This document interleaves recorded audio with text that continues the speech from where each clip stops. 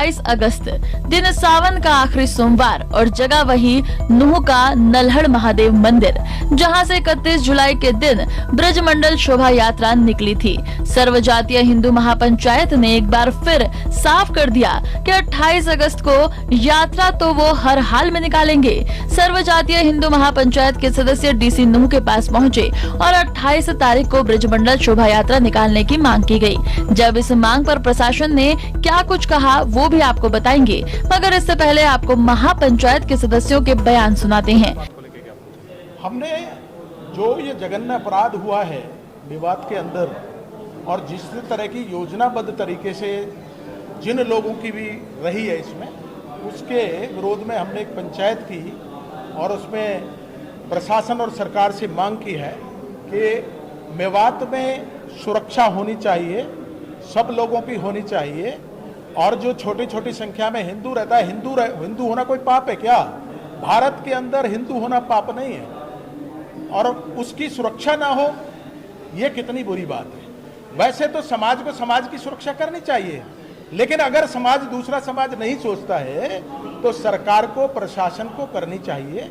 तो इस विषय को लेकर पंचायत हुई, इसमें 17 हमारी डिमांडें रहीं और उस पर डिमांड हमने उनको जो है डीसी साहब के माध्यम से राष्ट्रपति जी को, प्रधानमंत्री जी को, गृह मंत्री जी केंद्र के और मुख्यमंत्री जी और राज्यपाल जी 5 स्थानों के लिए हमने वो अपनी डिमांड भेज दी है और मुख्यमंत्री अपने डीसी साहब को दिया की बात है। यात्रा, क्योंकि ये हमारा मौलिक अधिकार है पूजा करना, मंदिर जाना, और वैसे भी हमारी ये श्रावण का लास्ट सोमवार है। यात्रा इसमें जरूर योजना बनी है कि यात्रा में जाना है, यात्रा में लोगों को ले जाना है, यात्रा निकलेगी। तो क्या उसकी परमिशन आप लोगों को मिली है? परमिशन डीसी साहब को हमने बता दिया, अपने मांग पत्र में भी है हमारी, और डीसी साहब को कह भी दिया है, और जो फॉर्मेलिटीज हैं वो करेंगे। बाकी यात्रा वो सूचना देने का काम है, हमने प्रशासन को सूचना दे दी और यात्रा तो अवश्य निकलेगी। एक हरियाणा के एक खाप पंचायतें हैं वो मना कर रही कि यात्रा नहीं निकलेगी, उसको लेके क्या करें? देखिए, कोई कर रहा है इंडिविजुअल, कोई कुछ भी कह सकता है कि यात्रा नहीं निकलेगी या निकलेगी। ये तो समय बताएगा कि उस समय कितने लोग आएंगे और कैसे आएंगे, लेकिन यात्रा की योजना है और यात्रा निकलेगी। किसी एक इंडिविजुअल, किसी आदमी के कहने से या किसी इंडिविजुअल कहने से उससे कोई रुकता नहीं है। खाप पंचायतों द्वारा ये कहा जा रहा है, जो हरियाणा की खाप पंचायत है वो इस बात को कह रही है कि यात्रा नहीं निकलेगी। जो कह रहे हैं वो उनसे पूछो कि वो क्यों कह रहे हैं। वो उनकी सिरदर्दी है कि वो क्यों कह रहे हैं कि भाई ये यात्रा नहीं निकलेगी। ये तो उनको सोचना है, और उनसे ये प्रश्न करो कि आप इस बात को किस कारण कह रहे हो कि यात्रा नहीं निकलेगी। सर, जो नूह में 31 तारीख को जो हमारे साथ हादसा हुआ था अपनी शोभा यात्रा पर, उसके विषय में कुछ और भी बहुत से पहलू थे जिनके लिए हमने अपना विस्तार पूर्वक अपना विषय रखा है, और सरकार के पास भी हमने भेजने के लिए एक ज्ञापन दिया है। और वो ज्ञापन डीसी साहब ने विश्वास दिलाते हुए, हमें पूर्ण पंचायत से विश्वास दिलाते हुए कहा है कि आपकी सुनवाई बड़ी अच्छी तरीक़ा से और बड़े ढंग से ज्ञापन राष्ट्रपति से लेकर नीचे अपने डीसी साहब तक के ही हमने 5 दिए हैं, वो सारे के सारे विस्तार पूर्वक पहुंचाए जाएंगे। समस्या का समाधान होगा, पूरी तरीके से विस्तार पूर्वक हल होगा, और जो हिंदू यात्रा है वो दोबारा से निकालने के लिए हमें आश्वासन दिया है। बशर्ते कि डिटेल वाइज लिख के मांगा है वो हम दे देंगे भी। जो हाँ, परमिशन हमें आश्वासन दिया है कि आप हमें डिटेल दे दीजिए कहाँ से और कहाँ तक निकलेगी, वो सारी डिटेल और भरपूर प्रशासन का सहयोग ये डीसी साहब ने हमें आश्वासन दिया।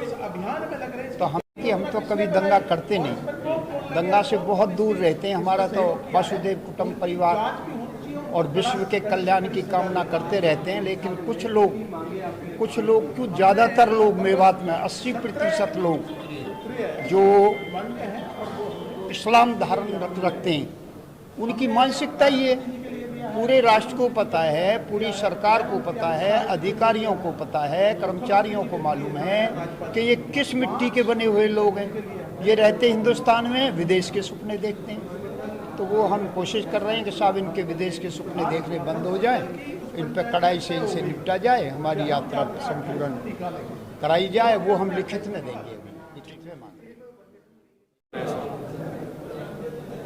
31 तारीख को जो जघन्य अपराध हुआ, निहत्थे श्रद्धालु जिनमें बच्चे थे, माताएं थी, बहनें थी और बुजुर्ग लोग जिनमें थे, वो अपने यहाँ जलाभिषेक करने भोले बाबा को आए थे। तो उन निहत्थे लोगों पर गोलियों से, पत्थरों से और उनकी जो गाड़ियाँ थी उनको पेट्रोल बमों से उड़ाया गया।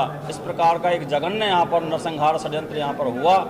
उसके लिए उनको हमारे जो श्रद्धालु शहीद हो गए हैं, जो हमारे कर्मचारी जो है शहीद हो गए हैं या घायल हो गए हैं, उनको न्याय मिले, इस हेतु से एक बड़ी पंचायत पीछे 13 अगस्त को की गई थी। उस पंचायत में कुछ निर्णय हुए, 17 सूत्रीय निर्णय हुए। उन निर्णयों को मांग की गई है माननीय मुख्यमंत्री जी से, माननीय राज्यपाल जी से, माननीय अमित शाह गृह मंत्री भारत सरकार से, माननीय मोदी जी प्रधानमंत्री भारत सरकार, माननीय राष्ट्रपति द्रौपदी मुर्मू जी से कि उन लोगों को न्याय मिले। और एक ज्ञापन पत्र दिया है डी साहब के माध्यम से हम लोगों ने।